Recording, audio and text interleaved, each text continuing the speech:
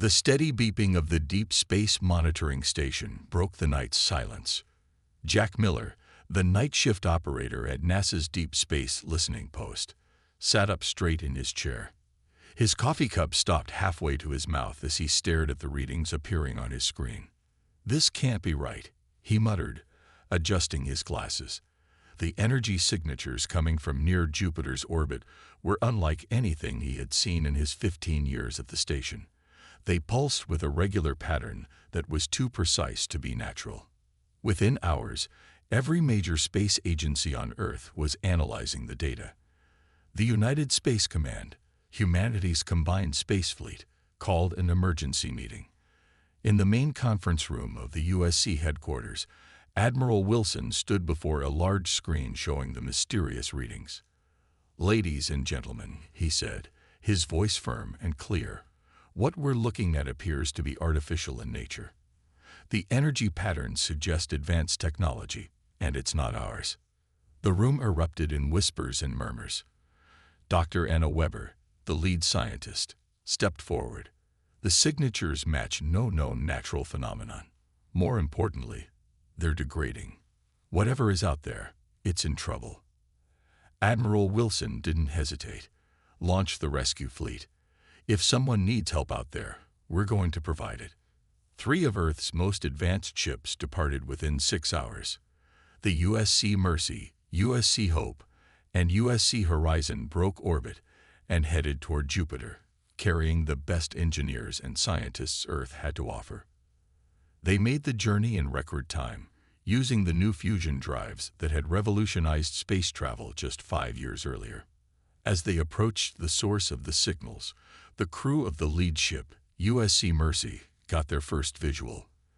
The sight made even the most seasoned officers gasp. 15 massive ships, each easily 3 times the size of Earth's largest vessel, floated in space. Their hulls shimmered with an otherworldly iridescence, like oil on water. But what caught everyone's attention were the visible damage marks and the flickering lights across their surfaces. "Life signs?" Captain Roberts of the USC Mercy asked. "Strong readings, sir," replied the sensor officer. "But they're unlike anything in our database. Definitely not human." The aliens noticed them too. A transmission came through, not in words but in mathematical sequences. The universal language of mathematics became their first bridge of communication. Simple equations at first, then more complex ones, building a basic understanding. Through this mathematical dialogue, Earth's ships learned the basics. The alien fleet had been traveling for 3 years, refugees from a dying star system. A massive solar flare had damaged their quantum drives, leaving them stranded in Earth's solar system. They had been broadcasting distress signals for weeks, hoping someone would hear them. The breakthrough in communication came when someone thought to send images. Simple pictures at first, circles, squares, then basic diagrams. The aliens responded with their own images, and soon they had established a rudimentary way to share information. The pictures revealed the aliens themselves. They were tall, crystalline beings that seemed to glow from within. Their bodies refracted light like living prisms, creating rainbow patterns around them. Despite their alien appearance, their images showed concepts humans could understand: family units, workers repairing ships, and what was clearly a request for help. Captain Roberts sent back images of Earth's ships, helping others in space, of repair operations, and of successful cooperative missions. The message was clear: we are here to help. The alien fleet's commander, who would later be known simply as First Light, responded with images showing acceptance of the offer.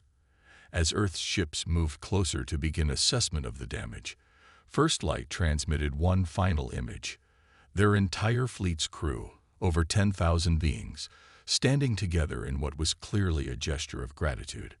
Back on Earth, news of the first contact spread rapidly. Humanity held its breath as the rescue mission began. For the first time in human history, they weren't alone in the universe.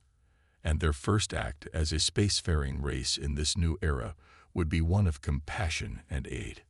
As the Earth ships positioned themselves alongside the massive alien vessels, Captain Roberts sent a message to USC Command. First contact established. Beginning rescue operations. They need our help, and we're going to give it to them. The greatest adventure in human history was about to begin, and it started not with war or fear, but with an act of kindness. The first week of rescue operations moved slowly. Captain Roberts watched from the bridge of USC Mercy as his engineers made their initial approaches to the alien ships. The crystalline vessels dwarfed the human ships, making their rescue craft look like small bugs next to giant whales. "They're still not letting us dock," reported Mike Green, the lead engineer. He floated in his spacesuit near the alien flagship's hull, his frustration clear in his voice. "They open their communication channels, but every time we suggest direct contact, they refuse." The aliens, who called themselves the Lumini, remained cautious. First Light, their commander, would only communicate through mathematical equations and pictures. Their messages kept showing the same thing: memories of past encounters with other species that had gone badly wrong. "Show them more," ordered Roberts. He turned to his communication officer. "Send them our history. Show them who we really are." Over the next 24 hours, Earth's ships transmitted carefully chosen images and videos from human history. They showed rescue missions at sea, firefighters saving people from burning buildings, doctors helping in disaster zones, and astronauts from different countries working together on space stations.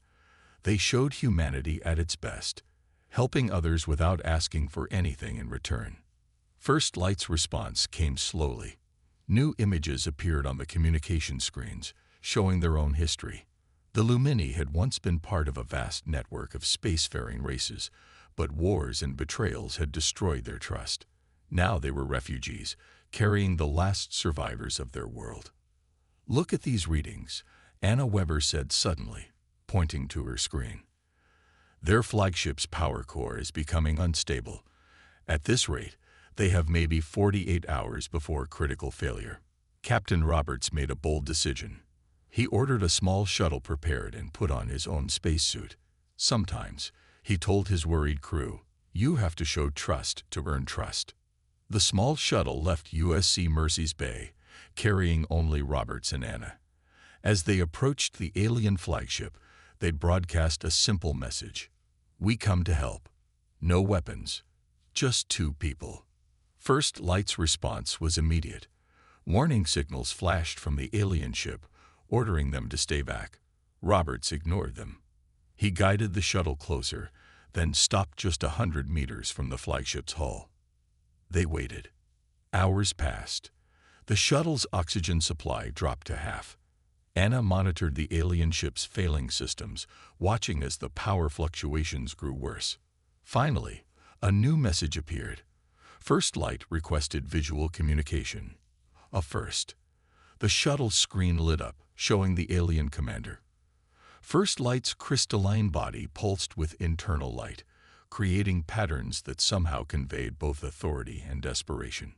Through their improved communication system, First Light spoke. "Why do you risk yourselves for strangers?" Roberts replied simply, "Because it's right. Because one day we might need help too. Because every living being deserves a chance to survive." The alien commander studied them for a long moment. Then, to everyone's surprise, First Light shared a personal memory. The image showed the destruction of their home world, the desperate evacuation, and the long journey through space. They had encountered other civilizations, but none had offered help without demanding something in return. Suddenly, alarms blared across both ships. The flagship's power core entered critical failure.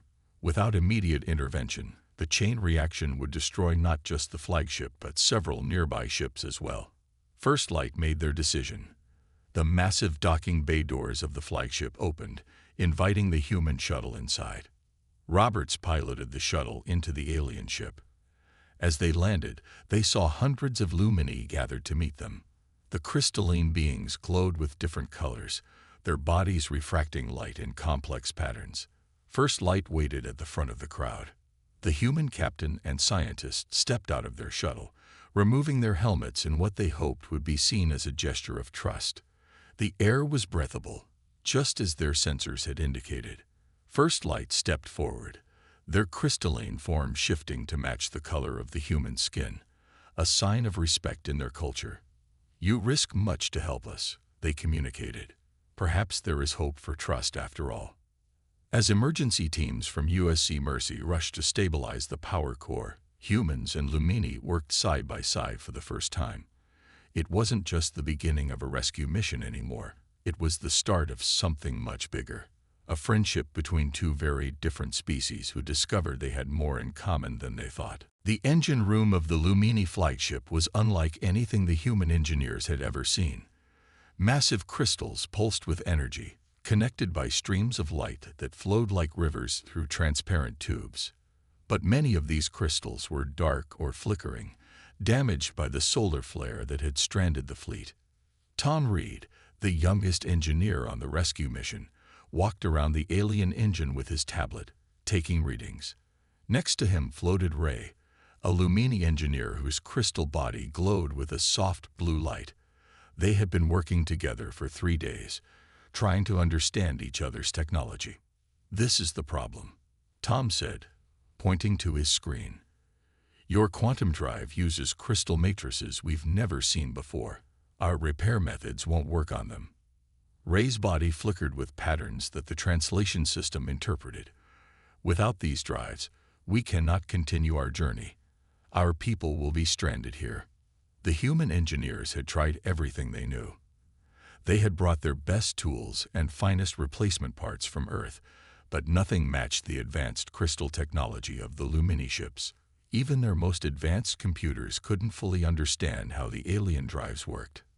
During a break, Tom sat in the human rest area, drinking coffee and thinking. He watched the Lumini engineers floating near their equipment, their bodies glowing as they worked. Something about the way they moved energy through their bodies reminded him of something. The fusion reactors. Tom jumped up so quickly he spilled his coffee in zero gravity. He rushed to find Captain Roberts and the lead engineers. In the meeting room, Tom explained his idea. "Look at how the Lumini use energy," he said, drawing quick diagrams on a digital board. "They don't just power their crystals, they channel energy through them, like our fusion reactors channel plasma. But their technology is way more advanced than ours," said Mike Green, shaking his head. "Our fusion systems are primitive compared to their quantum drives." "That's exactly why it might work," Tom argued. "Their systems are too damaged to function at full power. But what if we could use our fusion reactors to provide a basic power flow? Like using a backup generator when the main power is down." The idea sparked intense discussions. Human and Lumini engineers gathered around tables, drawing diagrams and sharing knowledge. Ray's crystal body pulsed with excitement as they explored the possibility. They decided to test the theory on a small scale first. The human engineers built a miniature version of their fusion reactor, while the Lumini prepared a damaged crystal matrix. The test room was cleared except for essential personnel. "Power up to 10%, Tom called out. The fusion reactor hummed to life, its energy carefully controlled. Ray guided the plasma stream toward the damaged crystal. At first, nothing happened. Then, slowly, the dark crystal began to glow. Ray's body flashed with patterns of joy as readings showed the crystal was accepting the energy. "It's working," Tom shouted. "The crystal is using our plasma flow as a substitute for its normal power source." But they weren't done yet.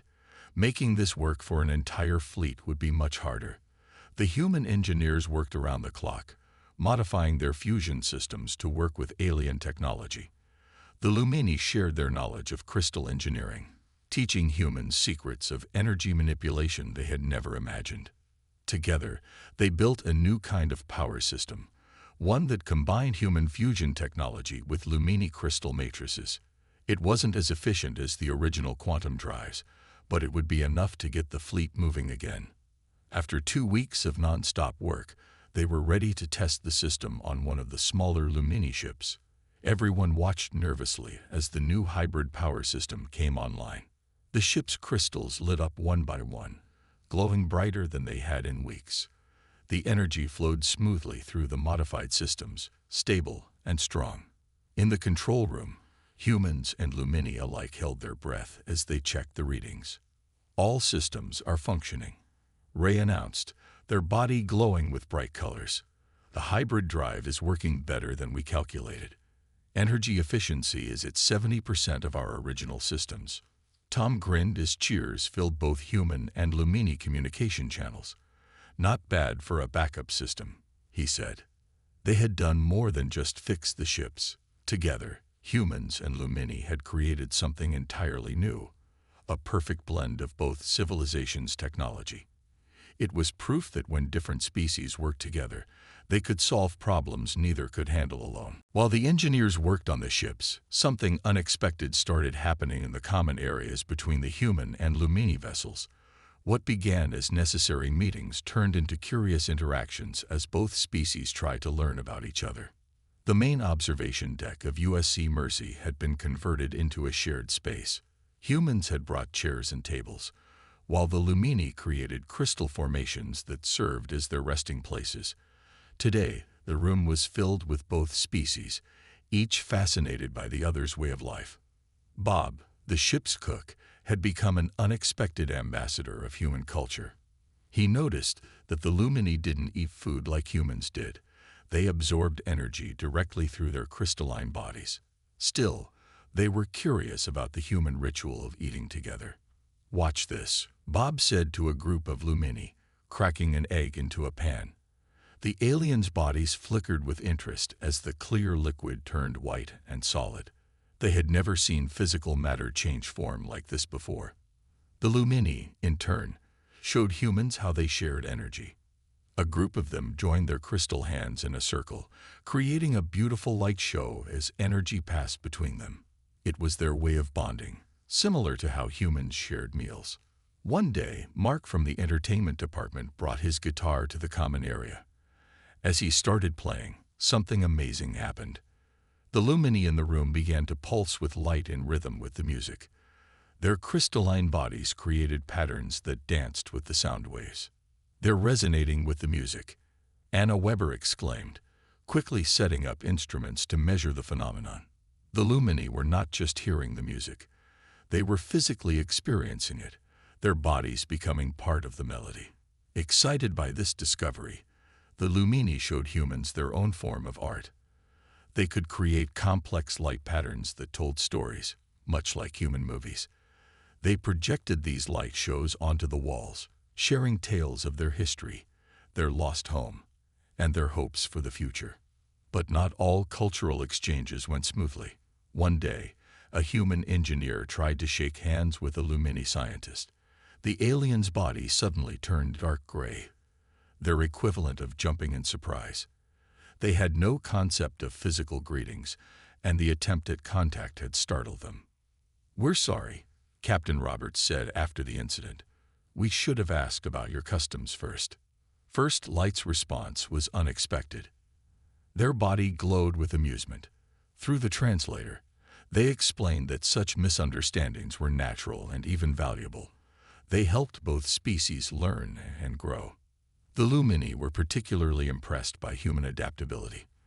They watched in amazement as humans easily switched between using tools designed for zero gravity and those made for artificial gravity sections. The aliens had always stayed in zero gravity, their crystalline forms not needing the same environmental changes humans did. "How do you adjust so quickly?" Ray asked Tom one day, watching him move between environments. "We've had to adapt to survive," Tom explained. "Humans have lived in all kinds of places on Earth. Deserts, ice, mountains, oceans. Space is just another place to adapt to." The Lumini shared their knowledge too. They taught humans about distant star systems they had visited, showing them maps more detailed than any human telescope had ever created. Their understanding of space was far beyond human knowledge, and they freely shared it all. One of the most touching moments came when a young Lumini, barely more than a child, created a light pattern that looked like Earth's solar system. The child had learned it from studying human star charts, wanting to show respect for humanity's home. The humans responded by learning to read Lumini light patterns. They discovered that different colors and pulses had specific meanings. Blue for calm, red for urgency, gold for joy. Soon, humans were attempting simple, light conversations, much to the Lumini's delight. As days passed, the observation deck became more than just a meeting place. It became a symbol of what different species could achieve together. Humans and Lumini no longer saw each other as strange or alien. They were simply friends who happened to be very different. Perhaps First Light said to Captain Roberts as they watched their crews interact, "This is the true purpose of space travel, not just to find new places, but to find new friends and learn new ways of seeing the universe." Roberts smiled. The rescue mission had turned into something far more valuable than just repairing ships. It had built a bridge between two civilizations, proving that friendship could cross any boundary, even the gap between stars. The warning came from Earth's solar monitoring stations at 3 a.m. ship time. A massive solar storm, larger than any recorded in recent history, was heading directly toward their position near Jupiter. "Time to impact," Captain Roberts demanded, standing in USC Mercy's control room. The emergency lights cast a red glow over everyone's worried faces. 4 hours, sir," the sensor officer replied. "It's moving faster than normal solar storms. The radiation levels are off the charts." The Lumini ships, with their crystal structures, were especially vulnerable to solar radiation. Their previous encounter with a smaller solar flare had stranded them here. This storm was 10 times stronger. First Light's image appeared on the main screen, their crystalline form pulsing with urgent red patterns. "Our sensors confirm your readings. This storm will destroy our fleet's crystal matrices. We cannot move our ships fast enough to escape." Roberts looked at the data again. Even the human ships, with their heavy shielding, would struggle to survive this storm. Evacuating the Lumini fleet wasn't possible. There were too many of them, and too little time. "What about combining our shields?" Tom suggested from his engineering station. "The Lumini crystals can channel energy. Maybe they can work with our shield systems like they did with the fusion drives." The next hour was a rush of activity. Human engineers and Lumini technicians worked side by side, linking their systems together. The human ships moved into a triangle formation around the Lumini fleet, preparing to project their shields. "It won't be enough," Anna Weber said, checking her calculations. "Even with our shields at maximum power, the radiation will break through." That's when Ray, the Lumini engineer, made a suggestion. Their body glowed with excitement as they explained. The Lumini could use their body's natural ability to redirect energy. If enough of them worked together, they could help reflect the solar radiation. First Light called for volunteers. The response was immediate. Hundreds of Lumini left their ships, positioning themselves in space between their fleet and the approaching storm. Their crystalline bodies began to glow, linking together in a massive network. "Incredible," Anna whispered, watching her readings. "They're creating some kind of crystalline energy web." The storm hit like a hammer. The space around them lit up as the first wave of radiation struck the combined defenses. The human ship's engines roared at full power, their shields straining against the assault.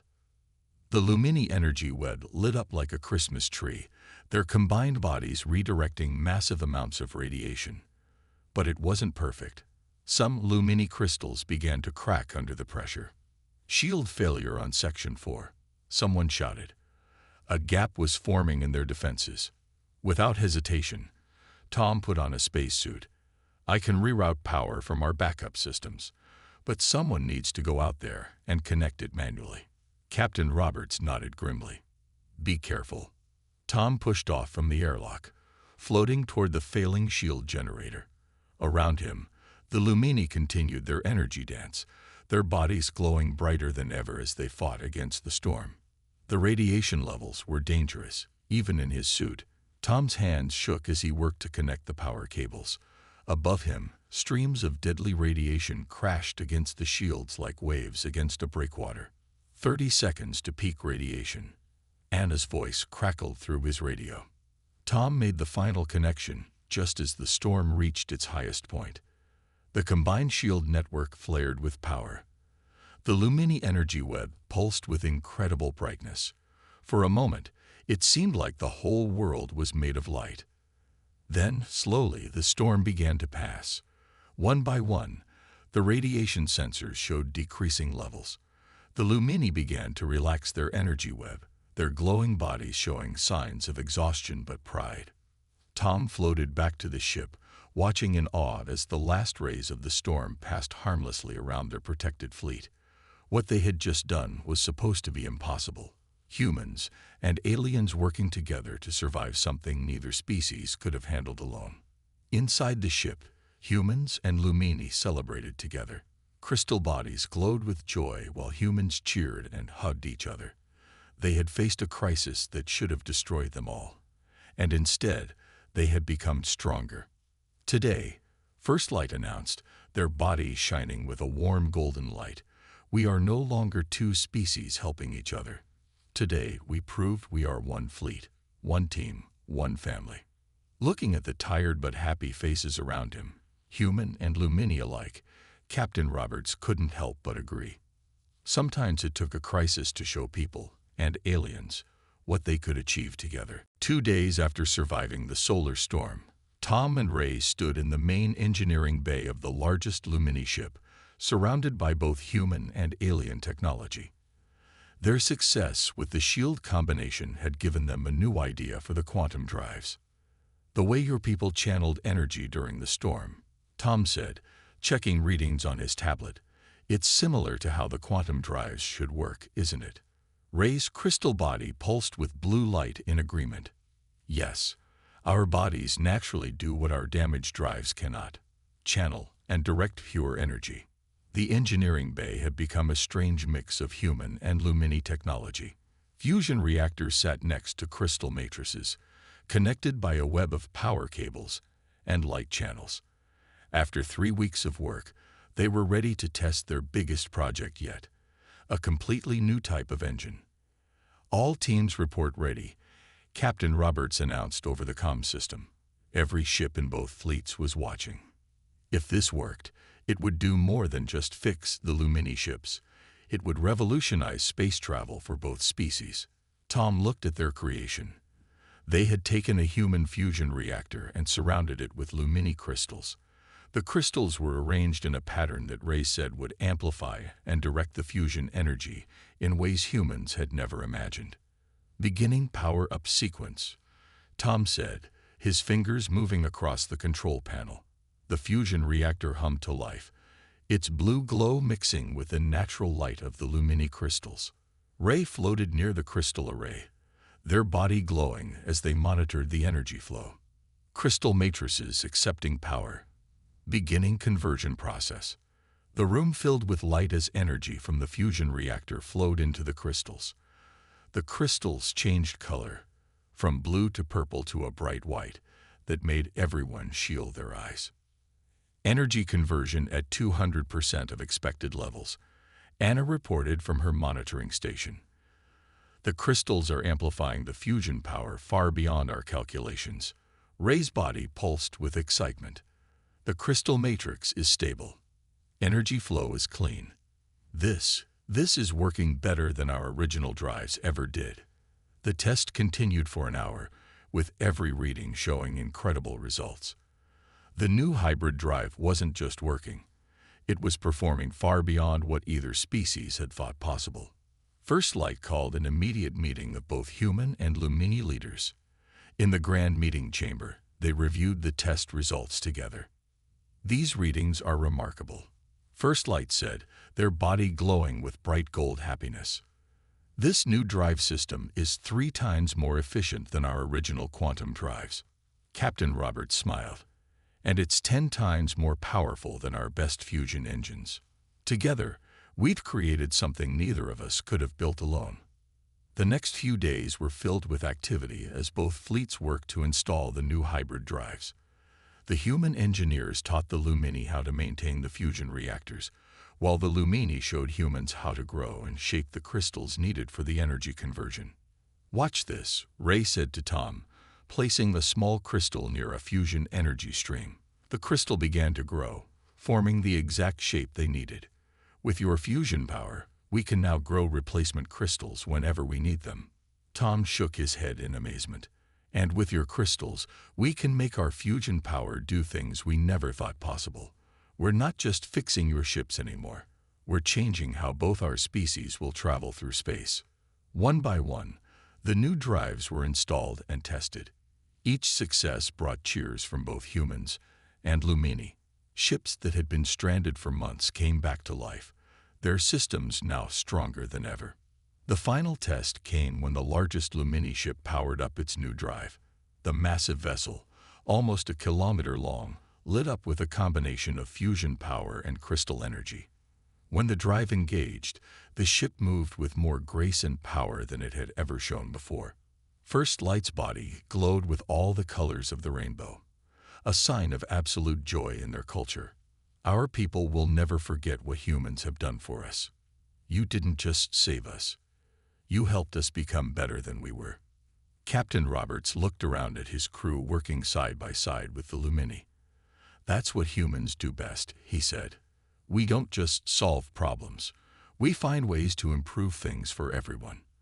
And now, with what we've learned from you, humanity will reach even further into the stars. The hybrid drives were more than just engines. They were proof that when different species worked together, they could achieve things that once seemed impossible. It was the beginning of a new era in space travel, born from the simple act of helping those in need. The day of departure came sooner than anyone expected. After a month of working together, the Lumini fleet was ready to continue their journey. Their ships now shone brighter than ever, the new hybrid drives giving them power they had never known before. The observation deck of USC Mercy was packed with both humans and Lumini for the farewell ceremony. Through the large windows, Earth was visible as a small blue dot in the distance. Captain Roberts stood beside First Light, both leaders watching their crews mingle one last time. It seems strange now, First Light's translator conveyed, their crystal body glowing with soft blue and gold colors. To think we once feared letting humans help us. In just 1 month, you have changed everything we thought we knew about other species. Tom and Ray were going through final checks on the hybrid drive systems. They had grown close over the past month, the human engineer and the crystal being working together like old friends. Remember, Tom said, the fusion cores need rebalancing every 3 months, and don't forget to rotate the crystal matrices to prevent energy buildup. Ray's body flickered with what the humans now recognized as laughter. You sound like a worried parent. We will remember everything you taught us. They paused, then added, and we will never forget what we learned about friendship from humans. Around the room, similar scenes played out. Bob the cook was showing a group of Lumini his final Earth food demonstration, making ice cream with liquid nitrogen. The Lumini were fascinated by how the liquid transformed into solid, much like how their own bodies could change energy states. Anna Weber was receiving a gift from her Lumini research partners, a special crystal that could store and replay their light pattern stories. Now you can keep our history with you, they told her, and share it with other humans. First Light called everyone's attention. Their body glowed brightly as they made the announcement that would change both species forever. Before we leave, they said, we have a proposal for humanity. Our council has voted to share our star maps and technology with Earth. And more importantly, we would like to invite human engineers and scientists to join our fleet. A murmur of excitement ran through the crowd. First Light continued, we offer 10 positions aboard our ships for humans who wish to learn our ways and teach us yours. And we promise to return to Earth in 1 year's time, to share what we have learned together. Captain Roberts stepped forward with his own announcement, and Earth's United Space Command has agreed to establish a permanent communication link with the Lumini fleet. We will build a network of quantum communication relays, designed by both our species, to stay in contact across the stars. Tom was the first to volunteer to join the Lumini fleet. There's still so much we can learn from each other, he said, looking at Ray. This is just the beginning. The next few hours were filled with goodbyes and promises to stay in touch. The Lumini showed humans their farewell ceremony, a beautiful display of synchronized light patterns that filled the observation deck with dancing colors. The humans responded with their own tribute, a song performed by the ship's crew, which made the Lumini's crystals resonate in harmony.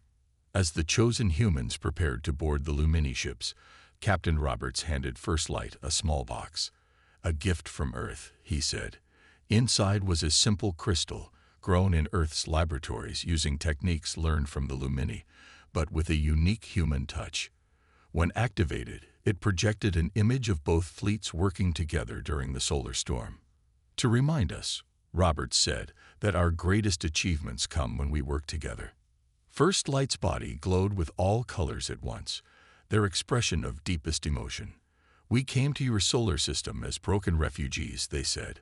"We leave as friends, allies, and teachers to each other." One by one, the Lumini ships activated their new hybrid drives.